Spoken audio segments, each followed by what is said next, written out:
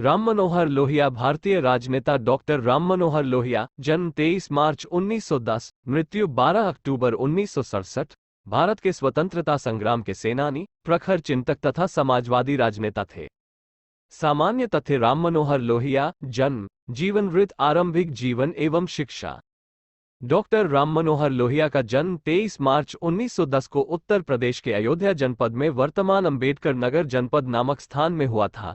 उनके पिताजी श्री हीरालाल पेशे से अध्यापक व हृदय से सच्चे राष्ट्रभक्त थे। 2.5 वर्ष की आयु में ही उनकी माताजी चंदा देवी का देहांत हो गया। उन्हें दादी के अलावा सरयुदेई परिवार की नाइन ने पाला। टंडन पाठशाला में 4वीं तक पढ़ाई करने के बाद विश्वेश्वरनाथ हाई स्कूल में दाखिल हुए। उनके पिताजी गांधी जी के अनुयायी थे। जब वे गांधी जी से मिलने जाते तो राम मनोहर को भी अपने साथ ले जाया करते थे। इसके कारण गांधी जी के विराट व्यक्तित्व का उन पर गहरा असर हुआ। पिताजी के साथ 1918 में अहमदाबाद कांग्रेस अधिवेशन में पहली बार शामिल हुए। बंबई के मारवाड़ी स्कूल में पढ़ाई की। लोकमान्य गंगाधर तिलक की मृत्यु के दिन विद्यालय के लड़कों के साथ 1920 में 1 अगस्त को हड़ताल की। गांधी जी की पुकार पर 10 वर्ष की आयु में स्कूल त्याग दिया। पिताजी को विदेशी वस्तुओं के बहिष्कार के आंदोलन के चलते सजा हुई। 1921 में फैजाबाद किसान आंदोलन के दौरान जवाहरलाल नेहरू से मुलाकात हुई। 1924 में प्रतिनिधि के रूप में कांग्रेस के गया अधिवेशन में शामिल हुए। 1925 में मैट्रिक की परीक्षा दी। कक्षा में 61% नंबर लाकर प्रथम आए। इंटर की 2 वर्ष की पढ़ाई बनारस के काशी विश्वविद्यालय में हुई। कॉलेज के दिनों से ही खद्दर पहनना शुरू कर दिया। 1926 में पिताजी के साथ गुवाहाटी कांग्रेस अधिवेशन में गए। 1927 में इंटर पास किया तथा आगे की पढ़ाई के लिए कलकत्ता जाकर ताराचंद दत्त स्ट्रीट पर स्थित पोद्दार छात्र हॉस्टल में रहने लगे। विद्यासागर कॉलेज में दाखिला लिया। अखिल बंग विद्यार्थी परिषद के सम्मेलन में सुभाष चंद्र बोस के न पहुंचने पर उन्होंने सम्मेलन की अध्यक्षता की। 1928 में कलकत्ता में कांग्रेस अधिवेशन में शामिल हुए। 1928 से अखिल भारतीय विद्यार्थी संगठन में सक्रिय हुए। साइमन कमीशन के बहिष्कार के लिए छात्रों के साथ आंदोलन किया। कलकत्ता में युवकों के सम्मेलन में जवाहरलाल नेहरू अध्यक्ष तथा सुभाष चंद्र बोस और लोहिया विषय निर्वाचन समिति के सदस्य चुने गए। 1930 में द्वितीय श्रेणी में बीए की परीक्षा पास की।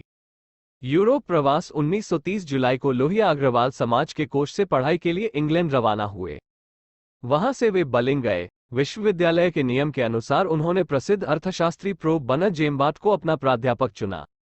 3 महीने में जर्मन भाषा सीखी। 12 मार्च 1930 को गांधी जी ने दांडी यात्रा प्रारंभ की। जब नमक कानून तोड़ा गया तब पुलिस अत्याचार से पीड़ित होकर पिता हीरालाल जी ने लोहिया को विस्तृत पत्र लिखा। 23 मार्च को लाहौर में भगत सिंह को फांसी दिए जाने के विरोध में लीग ऑफ नेशंस की बैठक में बर्लिन में पहुंचकर सीटी बजाकर दर्शक दीर्घा से विरोध प्रकट किया। सभागृह से उन्हें निकाल दिया गया। भारत का प्रतिनिधित्व कर रहे बीकानेर के महाराजा द्वारा प्रतिनिधित्व किए जाने पर लोहिया ने रोमानिया की प्रतिनिधि को खुली चिट्ठी लिखकर उसे अखबारों में छपवाकर उसकी कॉपी बैठक में बंटवाई। गांधी इरविन समझौते का लोहिया ने प्रवासी भारतीय विद्यार्थियों की संस्था मध्य यूरोप हिंदुस्तानी संघ की बैठक में संस्था के मंत्री के तौर पर समर्थन किया। कम्युनिस्टों ने विरोध किया। बर्लिन के स्पोर्ट्स पैलेस में हिटलर का भाषण सुना। 1932 में लोहिया ने नमक सत्याग्रह विषय पर अपना शोध प्रबंध पूरा कर बर्लिन विश्वविद्यालय से डॉक्टरेट की उपाधि प्राप्त की। स्वदेश आगमन एवं स्वतंत्रता संग्राम 1933 में मद्रास पहुंचे। रास्ते में सामान जब्त कर लिया गया। तब समुद्री जहाज से उतरकर हिंदू अखबार के दफ्तर पहुंचकर 2 लेख लिखकर 25 रुपया प्राप्त कर कलकत्ता गए। कलकत्ता से बनारस जाकर मालवीय जी से मुलाकात की। उन्होंने रामेश्वर दास बिरला से मुलाकात कराई, जिन्होंने नौकरी का प्रस्ताव दिया, लेकिन 2 हफ्ते साथ रहने के बाद लोहिया ने निजी सचिव बनने से इनकार कर दिया। तब पिताजी के मित्र सेठ जमुनालाल बजाज लोहिया को गांधी जी के पास ले गए तथा उनसे कहा कि ये लड़का राजनीति करना चाहता है। कुछ दिन तक जमुनालाल बजाज के साथ रहने के बाद शादी का प्रस्ताव मिलने पर शहर छोड़कर वापस कलकत्ता चले गए। विश्व राजनीति के आगामी 10 वर्ष विषय पर ढाका विश्वविद्यालय में व्याख्यान देकर कलकत्ता आने जाने की राशि जुटाए। पटना में 17 मई 1934 को आचार्य नरेंद्र देव की अध्यक्षता में देश के समाजवादी अंजुमन इस्लामिया हॉल में इकट्ठे हुए, जहां समाजवादी पार्टी की स्थापना का निर्णय लिया गया। यहां लोहिया ने समाजवादी आंदोलन की रूपरेखा प्रस्तुत की। पार्टी के उद्देश्यों में लोहिया ने पूर्ण स्वराज्य का लक्ष्य जोड़ने का संशोधन पेश किया, जिसे अस्वीकार कर दिया गया। 21-22 अक्टूबर 1934 को बंबई के बर्ली स्थित रेडिमनी टेरेस में 150 समाजवादियों ने इकट्ठा होकर कांग्रेस सोशलिस्ट पार्टी की स्थापना की। लोहिया राष्ट्रीय कार्यकारिणी के सदस्य चुने गए। कांग्रेस सोशलिस्ट साप्ताहिक मुखपत्र के संपादक बनाए गए। गांधी जी के विरोध में जाकर उन्होंने काउंसिल प्रवेश का विरोध किया। गांधी जी ने लोहिया के लेख पर 2 पत्र लिखे। 1936 के मेरठ अधिवेशन में कांग्रेस सोशलिस्ट पार्टी ने कम्युनिस्ट पार्टी के सदस्यों के लिए पार्टी का दरवाजा खोल दिया। लोहिया बार बार कम्युनिस्टों के प्रति सचेत रहने की चेतावनी जयप्रकाश नारायण जी एवं अन्य नेताओं को देते रहे। 1935 में जवाहरलाल नेहरू की अध्यक्षता में लखनऊ में कांग्रेस का अधिवेशन हुआ, जहां लोहिया को परराष्ट्र विभाग का मंत्री नियुक्त किया गया, जिसके चलते उन्हें इलाहाबाद आना पड़ा। 1938 में कांग्रेस सोशलिस्ट पार्टी में लोहिया राष्ट्रीय कार्यकारिणी के सदस्य चुने गए। उन्होंने कांग्रेस के परराष्ट्र विभाग के मंत्री पद से इस्तीफा दे दिया। 1940 में रामगढ़ कांग्रेस के कम्युनिस्टों को पार्टी से निकालने का निर्णय लिया गया। 1939 में त्रिपुरी कांग्रेस में सुभाष चंद्र बोस को समाजवादियों ने समर्थन किया। डॉक्टर लोहिया तटस्थ बने रहे। लोहिया ने गांधी जी द्वारा ये कहे जाने पर कि बोस का चुनाव मेरी शिकस्त है पर प्रस्ताव पेश करते हुए कहा कि यह प्रस्ताव गांधी जी से सम्मानपूर्वक आह्वान करता है कि उनकी शिकस्त नहीं हुई है। गांधी जी की इच्छानुसार सुभाष चंद्र बोस कार्य समिति बनाने को तैयार नहीं हुए तथा नेहरू सहित अन्य कांग्रेस के नेताओं ने बोस के साथ कार्य समिति में रहने से इनकार कर दिया। तब बोस ने कांग्रेस के अध्यक्ष पद से इस्तीफा दिया तथा कांग्रेस से नाता तोड़ लिया। लोहिया ने महायुद्ध के समय युद्ध भर्ती का विरोध, देशी रियासतों में आंदोलन, ब्रिटिश माल जहाजों से माल उतारने व लादने वाले मजदूरों का संगठन तथा युद्ध खर्च को मंजूर तथा अदा न करने जैसे 4 सूत्रीय मुद्दों को लेकर युद्ध विरोधी प्रचार शुरू कर दिया। 1939 के मई महीने में दक्षिण कलकत्ता की कांग्रेस कमेटी में युद्ध विरोधी भाषण करने पर उन्हें 24 मई को गिरफ्तार किया गया। कलकत्ता के चीफ प्रेसिडेंसी मैजिस्ट्रेट के सामने लोहिया ने स्वयं अपने मुकदमे की पैरवी और बहस की। 14 अगस्त को उन्हें रिहा कर दिया गया। 9 अक्टूबर 1939 को कांग्रेस समिति की बैठक वर्धा में हुई, जिसमें लोहिया ने समझौते का विरोध किया। उसी समय उन्होंने शस्त्रों का नाश हो नामक प्रसिद्ध लेख लिखा। 11 मई 1940 को सुल्तानपुर के जिला सम्मेलन में लोहिया ने कांग्रेस से सत्याग्रह अभी नहीं नामक लेख लिखा। गांधी जी ने मूल रूप में लोहिया द्वारा दिए गए 4 सूत्रों को स्वीकार किया।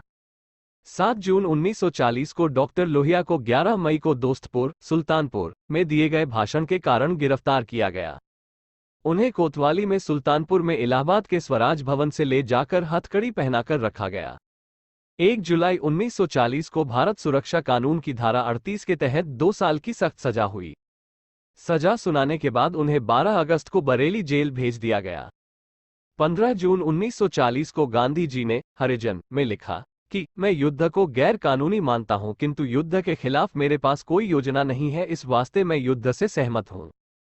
25 अगस्त को गांधी जी ने लिखा कि लोहिया और दूसरे कांग्रेस वालों की सजाएं हिंदुस्तान को बांधने वाली जंजीर को कमजोर बनाने वाले हथौड़े के प्रहार है। सरकार कांग्रेस को सिविल नाफरमानी आरंभ करने और आखिरी प्रहार करने के लिए प्रेरित कर रही है। यद्यपि कांग्रेस उसे उस दिन तक के लिए स्थगित करना चाहती है जब तक इंग्लैंड मुसीबत में हो। गांधी जी ने बंबई में कहा कि जब तक डॉक्टर राम मनोहर लोहिया जेल में है तब तक मैं खामोश नहीं बैठ सकता। उनसे ज्यादा बहादुर और सरल आदमी मुझे मालूम नहीं। उन्होंने हिंसा का प्रचार नहीं किया, जो कुछ किया है उनसे उनका सम्मान बढ़ता है। 4 दिसंबर 1941 को अचानक लोहिया को रिहा कर दिया गया तथा देश के अन्य जेलों में बंद कांग्रेस के नेताओं को छोड़ दिया गया। 19 अप्रैल 1942 को हरिजन में लोहिया का लेख विश्वासघाती जापान या आत्मसंतुष्ट ब्रिटेन गांधी जी द्वारा प्रकाशित किया गया। गांधी जी ने टिप्पणी की कि मेरी उम्मीद है कि सभी संबंधित इसके प्रति ध्यान देंगे।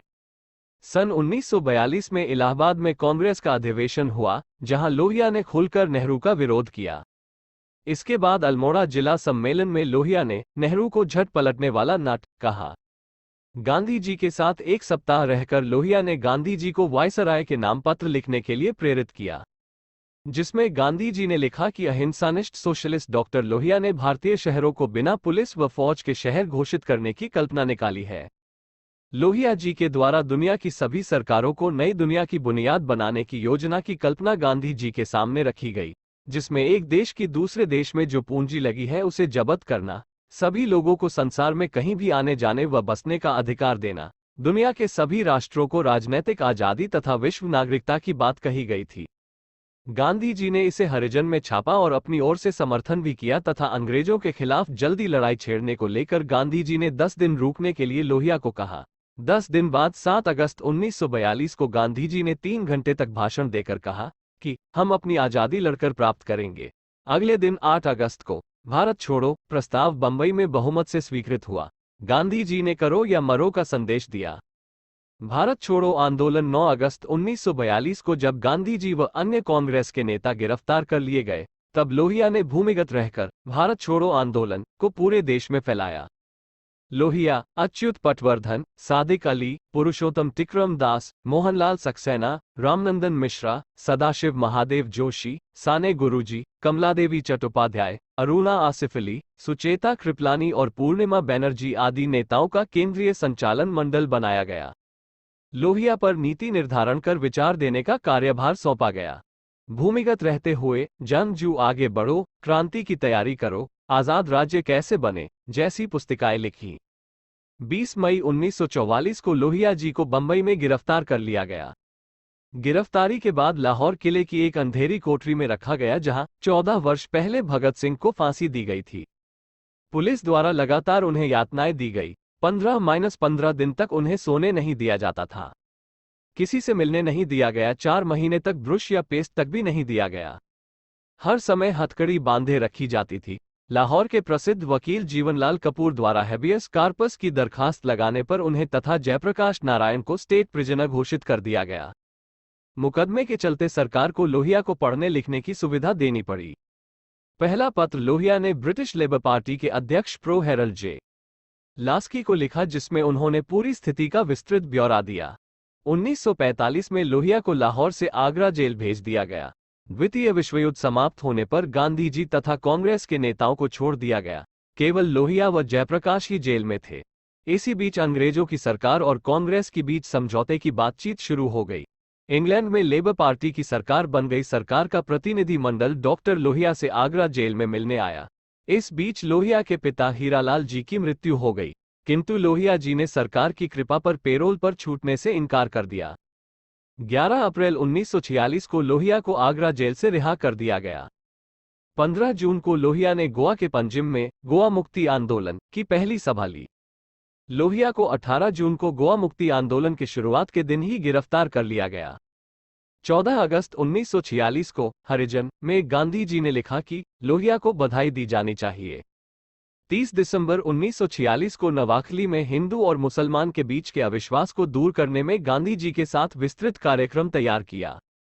पूरे साल नवाखली, कलकत्ता, बिहार, दिल्ली सभी जगह लोहिया गांधी जी के साथ मिलकर सांप्रदायिकता की आग को बुझाने की कोशिश करते रहे। 9 अगस्त 1947 से लगातार हिंसा रोकने का प्रयास चलता रहा। 14 अगस्त की रात को हिंदू मुस्लिम भाई भाई के नारों के साथ लोहिया ने सभा की। 31 अगस्त को वातावरण फिर बिगड़ गया। गांधी जी अनशन पर बैठ गए तब लोहिया ने दंगाइयों के हथियार इकट्ठे कराए। लोहिया के प्रयास से शांति समिति की स्थापना हुई तथा 4 सितंबर को गांधी जी ने अनशन तोड़ा।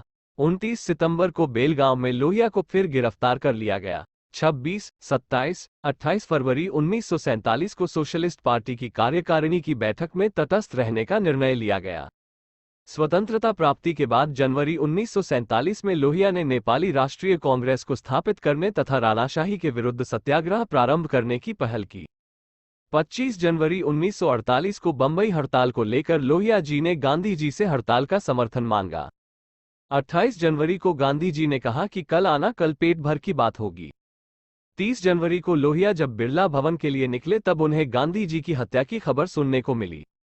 मार्च 1948 में नासिक सम्मेलन में सोशलिस्ट दल ने कांग्रेस से अलग होने का निश्चय किया।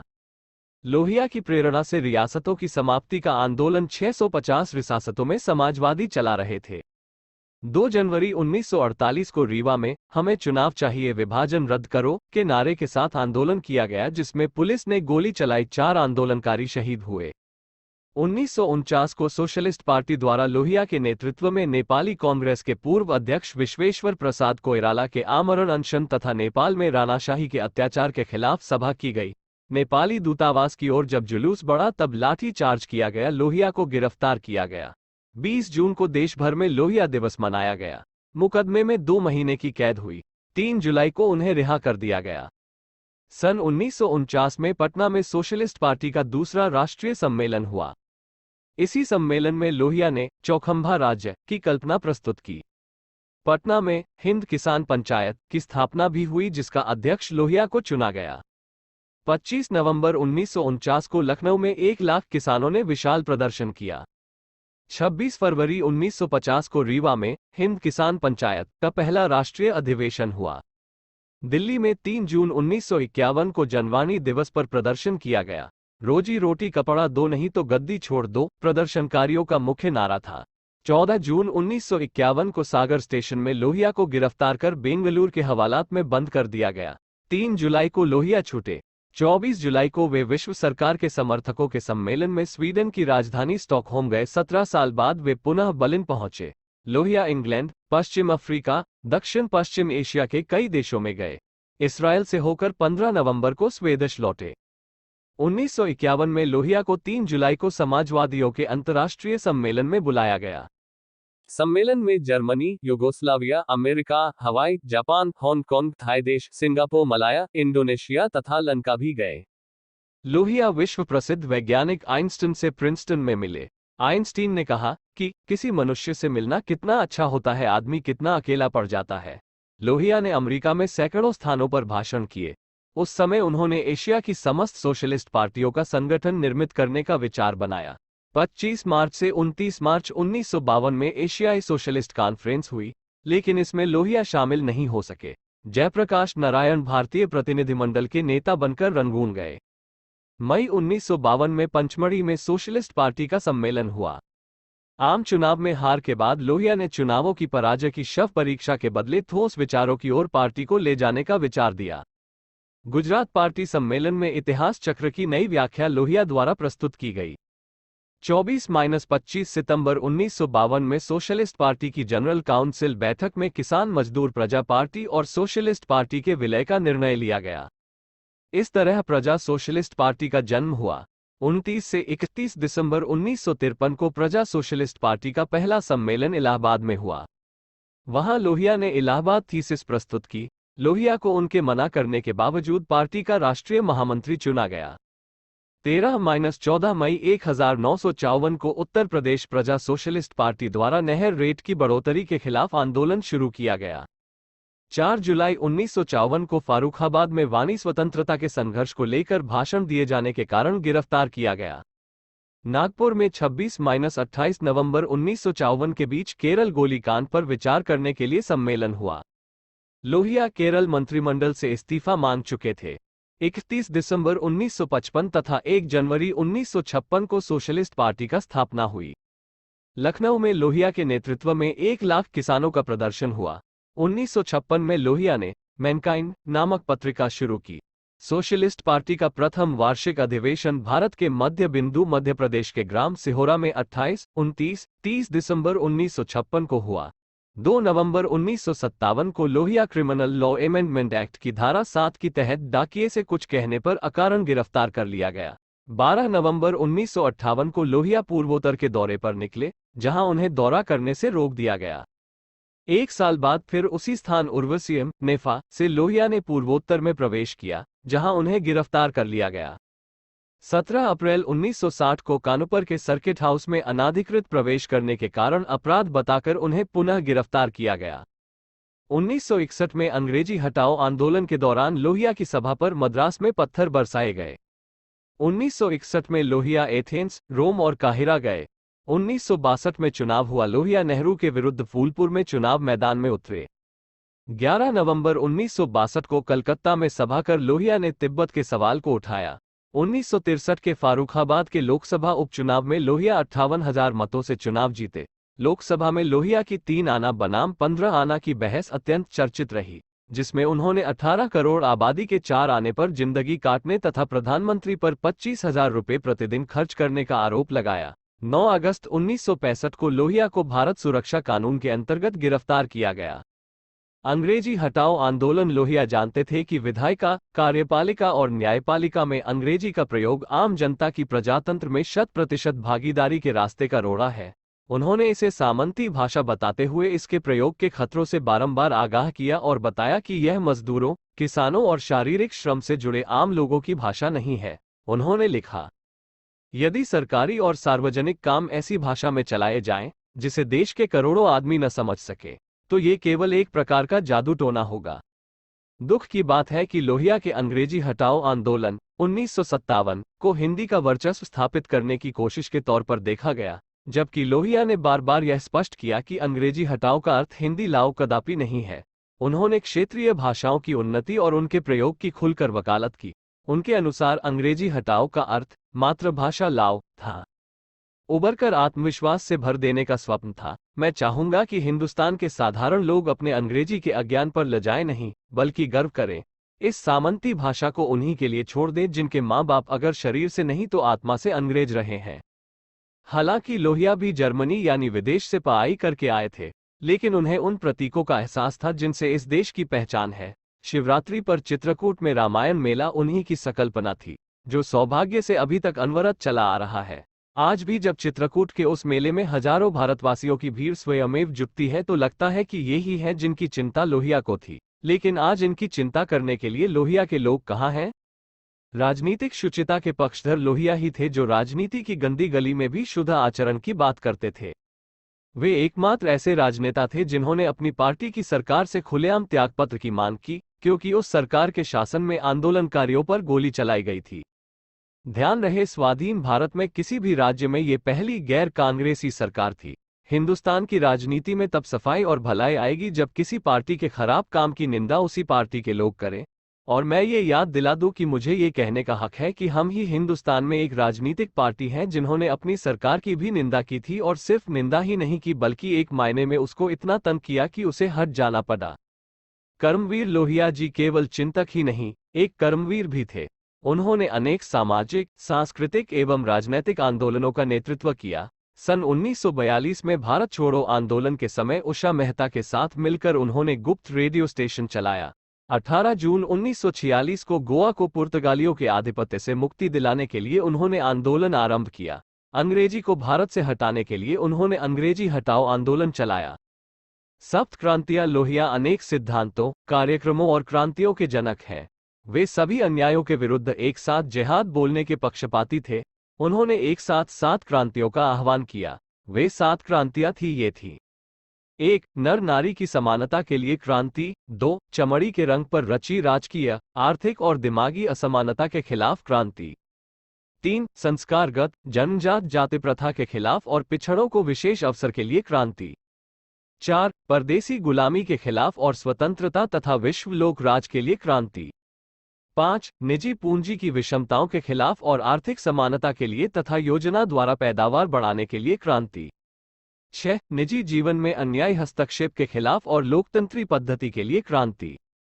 7. अस्त्र शस्त्र के खिलाफ और सत्याग्रह के लिए क्रांति।